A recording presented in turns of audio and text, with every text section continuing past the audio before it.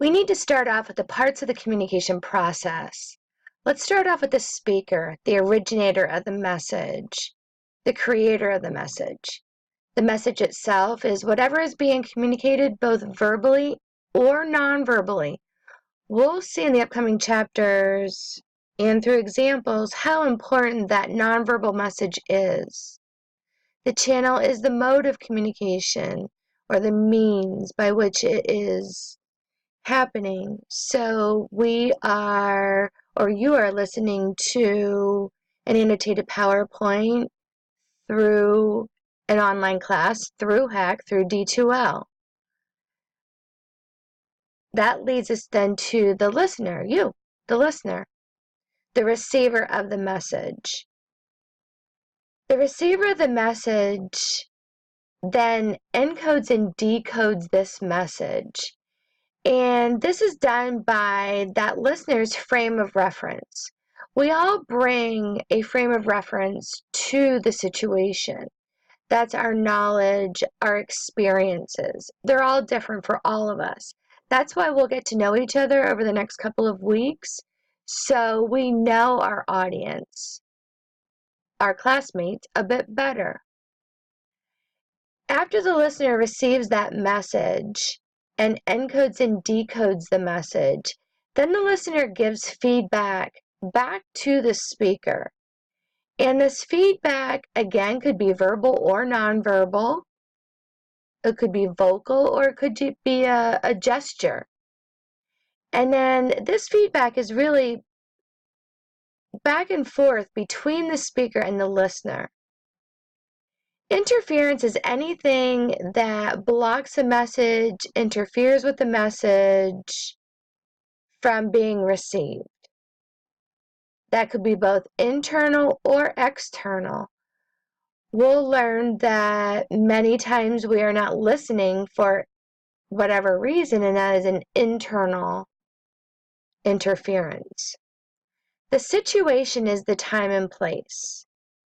Our situation here at speech, you'll know your deadline. You'll know that you record and go react.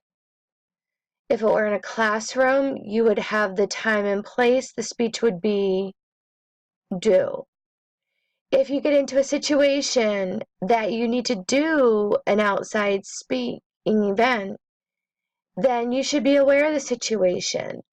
Does it have speakers? Is there a microphone? Can I use a PowerPoint? How big is the room? How many audience members will be there? That's your responsibility as a speaker to know your situation. After the message was received and the feedback goes back and forth, then the listener and the speaker comes to a common ground. The message has been received. It doesn't always need to be agreed upon. It just needs to be received.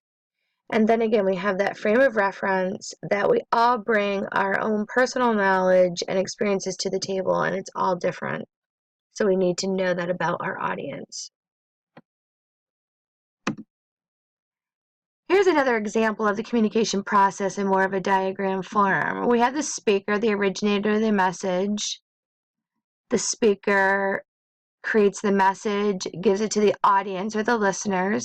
There's the message, whatever the speaker creates. And it goes along here with the feedback. So both verbal and nonverbal for that message and feedback. This example uses noise for interference, so anything that may impede the message from getting through. The channel, she's in a classroom setting giving a lecture to students, it looks like. The situation, the time and place.